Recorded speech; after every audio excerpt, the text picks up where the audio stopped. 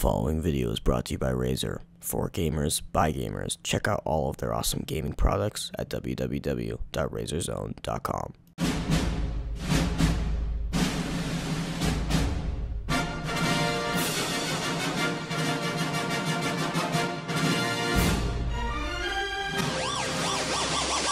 Tough love.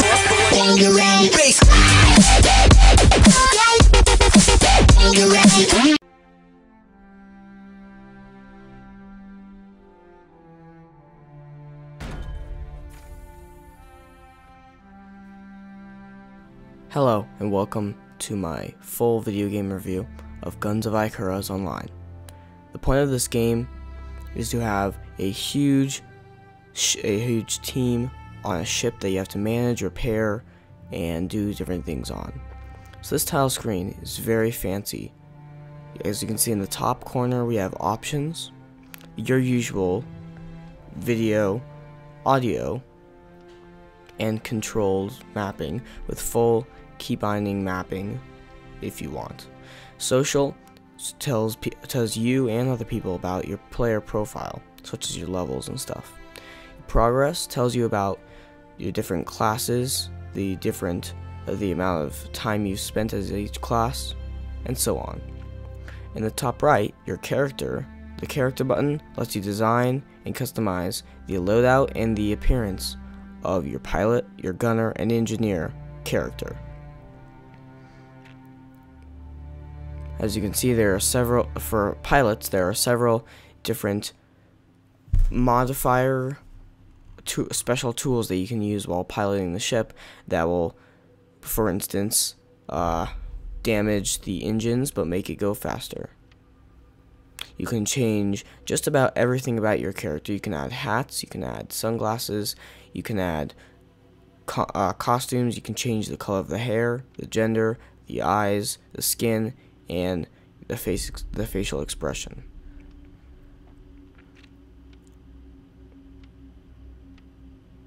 As you can see me scrolling along here through the different loadouts as I exit back out. The ship button is a bit more important. This is the ship that this is where you select and customize your whatever ship you want to be using in the match, in whatever match you are pilot on. So if you're a pilot in a match, you'll be using that ship, the ship that's in that ship selection. So the quick join just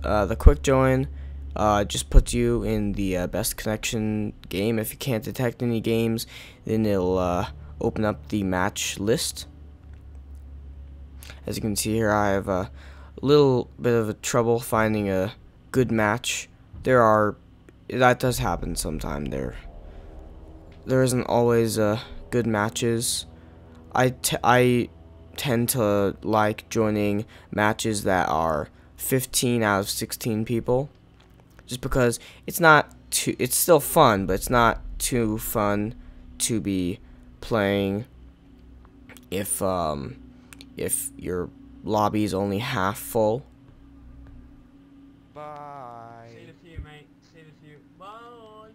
Keep in mind hold down X to use your voice chat. You can in the lobbies you can talk to everyone, and during the match you can just talk to your teammates. So if you don't want to spend the time typing, then you can just talk.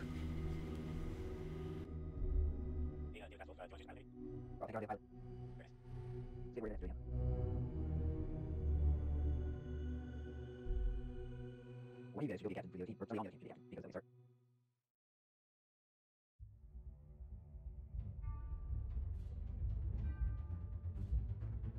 Who's change their ships and not be fired?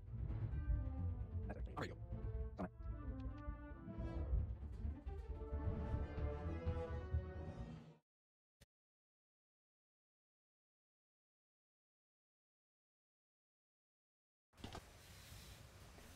Alright, once you're in the match, you will all start in the center of the ship. Keep in mind, different ships means different positions of the hull armor, the engines, the steering wheel, the balloon, stuff like that. Anyone on the ship can use a gun, can mount a gun and shoot a gun. Only only engineers have fire extinguishers. So if the balloon or the whole armor or the engines or really anything catch on fire, only the engineers can put out the fire. The pilot and the gunners can repair, but it will, since if it's on fire, it will just keep being damaged. So as you can see here, I try to use my my usual tactic, and since I'm the captain, or the pilot, I consider myself the captain and consider everyone else my crew. So I'm just telling all of my teammates here that the way I usually play is having each person assigned to a certain section. Gunners assigned to certain sides of the ship, and top and bottom. So for instance, we'll have one gunner assigned to the bottom right 2 guns, one to the top 2 guns, one to the bottom 2 left guns, and one to the top 2 left guns, or top 1 left guns. So as you can see, the controls for the ship are very easy. They need a little bit of getting used to, but after you do get used to them, they are very easy to control. The ship that I'm using here, I believe it's the Galleon. I think that's what it's called. Don't hold me accounted for that, because I'm not positive that that's what it's called. I'm pretty sure it's the Galleon, and the Galleon is a really big, fat, strong, slow ship. It's geared all the way towards towards strength, durability, and firepower. The speed and the mobility and the turning capabilities are very low. So just keep that in mind. And you can look at all the ship's stats in the ship selection. So as you can see here, my team doesn't do too well because we are getting hammered very hard. It is kind of hard to get a good team, a good tactic, and to get on a roll, a good ship that works with the map, that works with the team. It's very hard. As you can see here, I kind of jump down to the gunner bay to try to repair some of the engines and get on the guns, because I didn't know where everyone else was. I didn't see any of them. They were I didn't even know what they were doing. As you can see on the right side of my screen, and now like all over the border of my screen. Yep, we just died there. So that's what happens when your ship gets completely destroyed. You die, and then your ship and your entire crew respawn in like 7 seconds. Also, just a tip: if you accidentally jump or fall off of the ship, you will die and then respawn on the ship. Just don't worry. If you fall off, it's not the end of the world. Yep. So like I was saying, it just takes some getting used to. I didn't know where my crew was, and I was trying to do everything on my own. The pilot should probably mostly stay by the steering wheel. If he wants to repair the balloon or something that's right next to him, that's okay, but he should probably stay by the steering wheel, and that's something I don't do good with. I don't do well with, because I kind of like to move all over. That's not really good. So as you can see in the bottom of my in the center bottom of my screen, there's 4 icons. One's a steering wheel, one's a telescope, one's a hand, and one's a can with fire on it. The steering wheel really does nothing. The telescope, you either left click or right click. I think it's left click to look through your telescope. You can use the mouse wheel to zoom in and out. The hand, I do believe, is mobility. It's damage. It does 20 damage to all engines every second, but it adds like a bunch of mobility, I think. The fire can, I'm not using here. I'm just holding it in like my hand. I don't think I use it. The fire can is speed, so it damages the balloon. It does 20 damage to the balloon and all engines, and I think also the whole armor, believe it or not, to go faster. It's not like nitro boost like that. That would be awesome, but it's not. So I think the problem was we just didn't have enough crew, enough people on our crew.